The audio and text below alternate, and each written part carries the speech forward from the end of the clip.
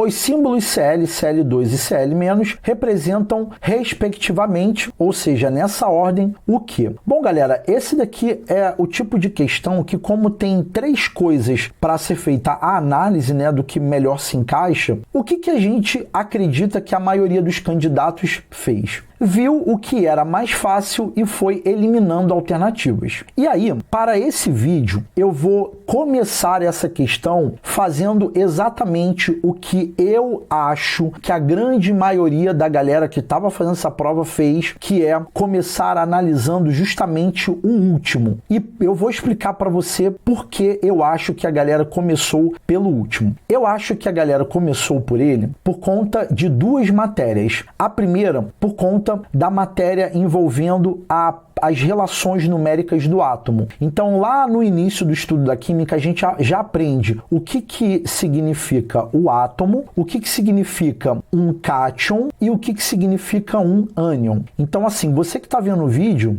a essa altura do campeonato, eu tenho total certeza que você sabe que quando nós utilizamos o termo átomo, isso significa que nós temos que o número de prótons, que são as partículas de carga positiva do átomo, né, que estão no núcleo, é equivalente ao número de elétrons, que são as partículas de carga negativa. Então, nesse cenário, se a gente utiliza o termo átomo, automaticamente o número de prótons é igual ao de elétrons. E o cátion é justamente um íon de carga positiva que é formado quando o átomo ele perde elétrons, tá? Então é muito comum a gente trabalhar no estudo da química, por exemplo, com o cátion monovalente de sódio, tá? Inclusive a gente trabalha muito com o cátion monovalente de sódio quando a gente está estudando, por exemplo, as ligações iônicas, que a gente aprende o que acontece lá no cloreto de sódio, que eu tenho justamente a presença do cátion de sódio e a presença do ânion cloreto, tá? Então eu estou falando de conteúdos básicos da química que normalmente estuda. Então, voltando aqui para o cátion é um íon positivo porque o número de prótons, que são as partículas de carga positiva, né, vão ser maiores do que o número de partículas negativas, os elétrons. Então a gente aprende que um cátion ele é formado quando um átomo perde elétrons. Então, quando um átomo perde elétrons, aí ele passa a ser chamado de cátion, que é o íon positivo. E, por outro lado, se o átomo ganhar elétrons, a gente tem um ânion, onde o número de prótons agora passa a ser menor do que o número de elétrons. Por isso que é o íon negativo. E essa daqui é só uma matéria que eu estou citando, né, para poder justificar a escolha do Cl-. A outra matéria que a gente também costuma estudar é a parte de ligação química, mas eu nem estava aqui pensando, né, nas ligações químicas quando eu citei duas matérias. Mas sim, a outra matéria que eu estava citando é justamente que eu estava pensando, é justamente a matéria do estudo das funções orgânicas. Então eu não sei se você que está acompanhando o vídeo lembra que nós normalmente estudamos, né, a nomenclatura dos íons clássicos que aparecem, né, principalmente na hora de nomear os sais. Então a gente estuda, por exemplo, que o SO4 2- é justamente um íon que é denominado de sulfato, tá? Aí a gente aprende, por exemplo, que o NO3 1-, né, é o ânion nitrato. Então existem vários íons famosos que a gente estuda o nome. E um deles, por acaso, é o Cl-, que é o clássico denominado cloreto, tá? Por isso que aqui nós temos o cloreto de sódio, né, que é o principal componente de sal de cozinha, que a fórmula é NaCl, tá? Então,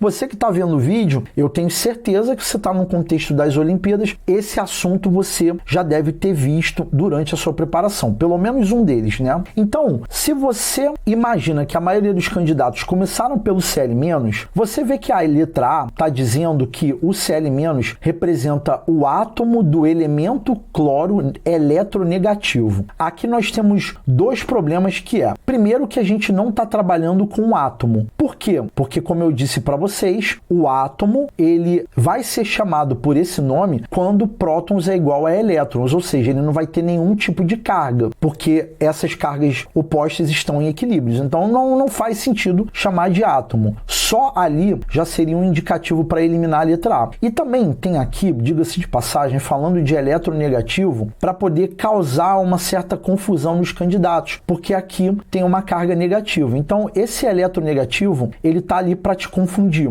Só recordando, né, já que o vídeo tem uma função pedagógica. Eletronegatividade, a gente estuda lá na parte de propriedades da tabela periódica, e essa propriedade trata justamente da tendência de um átomo a atrair elétrons em uma ligação química, tá? Aqui nesse contexto não tem nada a ver, tá? Tá ali só para te confundir. E aí você vai ver que na letra B, basicamente é um repeteco. Ele fala átomo de cloro eletronegativo. Ele só não utilizou elemento, mas a gente já sabe que não é um átomo e esse eletronegativo ali não tem nada a ver. Agora, na letra C, ele fala que tem um átomo do elemento cloro, o que também não faz sentido, porque o número de prótons não é igual ao número de elétrons. E aí, na letra D, ele diz que é um cátion. Lembra que a gente falou que o cátion é o íon positivo? Não é aquele caso, eu posso eliminar o cátion. Agora veja que a prova colocou para te confundir o termo cloreto. Então tem que ficar ligado o que é um cátion e um ânion, tá? E aí, perceba que só com a análise do último, por acaso nessa questão, eu já cheguei na alternativa correta, tá? Então aqui nós temos um átomo do elemento químico cloro, tá? Percebam que a gente não tem nenhuma carga representada, o que faz sentido, porque o átomo a gente realmente não tem nenhuma carga representada. Aí vejam que a gente tem a molécula da substância simples cloro. Primeiro, esse termo molécula indica que eu tenho ligação covalente. Então, quando a gente estuda as ligações covalentes, a gente aprende que o Cl2 eu tenho uma ligação covalente simples cloro-cloro, né? Um compartilhamento de elétrons. E esse termo simples, né, indica que eu só tenho um tipo de elemento químico, que é apenas o elemento químico cloro. E aí a gente encerra a questão de número 25 e eu, de coração, espero que esse vídeo possa ter lhe ajudado a entender por que a alternativa E vem ser a correta para essa questão.